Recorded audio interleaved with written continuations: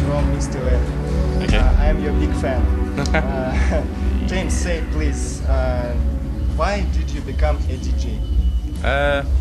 I sort of got into it by accident, really, because I didn't even like electronic music when I was young. I listened to a lot of like Nirvana and Soundgarden and like Seattle grunge music, and yeah, I didn't really stray into electronic music until I did a work experience placement with my school in a record shop where my dad worked. And then after a while I just sort of started mixing. I still wasn't even into the music then. I was just fascinated by the technique of mixing and like scratching and stuff. And then I don't know, after a while it just sort of one day just something just clicked and I fell in love with it. And then then I started learning to do some gigs. Is exciting DJ's equipment enough for you, or you need something more? I don't know, I like to just play around with toys and stuff all the time, so yeah, I'm always looking for the next thing. And then I work with Pioneer on their equipment as well, so yeah, I'm quite fascinated by that aspect of it, which is originally what I got into DJing for. It was like I say, not for the music but for the mixing, and then I fell in love with the music at a later stage. James, you're the world star. What you say about the DJs of 21st century? About young DJs, or that it's because today the DJs, a lot of DJs in peace, and what you recommend or say about it? I think that sort of sticking with the technology subject, it's kind of weird because a lot of the stuff you can do now with Tractor and programs like that, you can just sync the music and like almost anyone can do it. And I think that it's sort of bred a generation of really average DJs in a way.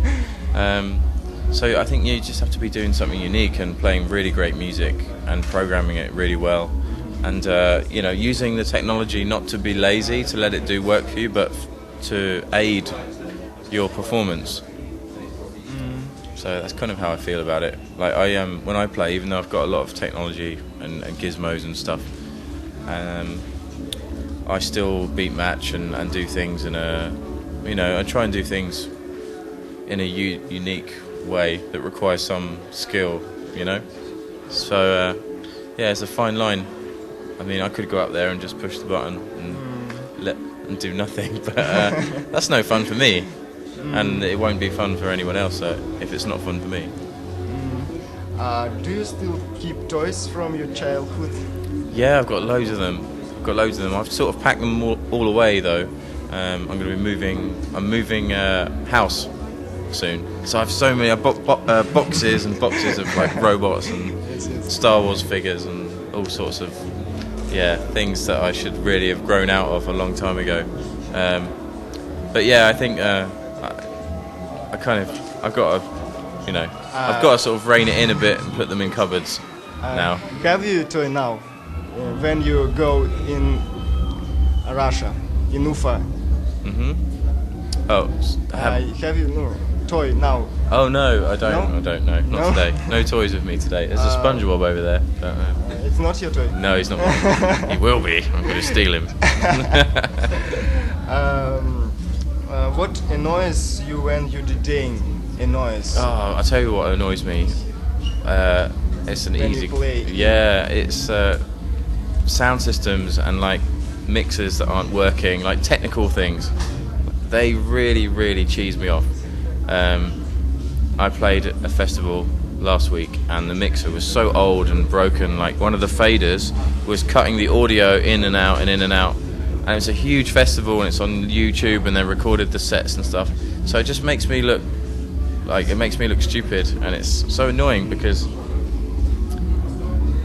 they've spent thousands and thousands of pounds or euros, putting this huge festival together for thousands of people, and all they had to do was make sure that the mixer worked. So yeah, stuff like that really annoys me, like the technical side, or if I haven't got all the right equipment to perform. Yeah, that's my biggest gripe. what is your favorite track in this year? Oh, God, that's a tough one. I'm not sure.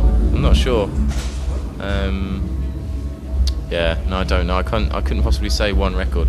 There's a track called Creeper by Doc Danica. Yeah, Creeper, and it's on Mode Selector's 50 Weapons label. And it's kind of it's a house record, but it's got a dubstep edge to it. So it's like there's sort of snares and stuff placed in different places to what you'd have in a house track, and like a dubstep bass line. But yeah, I think that's one I've been playing a lot. But yeah, there's so many good tracks. Where did you spend your holidays? Holidays? Yes. Oh, what's that? In January I went snowboarding. I actually did a DJing tour of mountains. So I DJ'd and snowboarded at the same time. Well, not actually at the same time, but you know, I'd play once in a venue, and then I'd stay there for a week snowboarding, and then go to a different part. So I did that within January, and yeah, it was amazing. And like, I took some friends with me. It was really cool. In summer, what you do in holidays? Sometimes. No, I don't really go on holiday in the summer. I mean, I'm not going to go this year. I'm just so busy DJing. You know, it's the busiest time for DJs, and the best time to go on holiday is in the winter. You know, in January, because no one's got any money, and it's kind of like everyone's partied out from the new year and whatever. So that's the best time to go on holiday, and that's why I sort of took up snowboarding. James, my last questions. James, why are you obsessed with the Star Wars? I think just because I was like 4 years old, at home and watching it, it's sort of ingrained on my consciousness from such a young age. And I think when you're that age, like, stuff stays with you forever, whether that's good or bad things. It's just like a human condition. Thank you very much. Thanks. It was James Zabiela and me, your fan. Thank you. Cheers.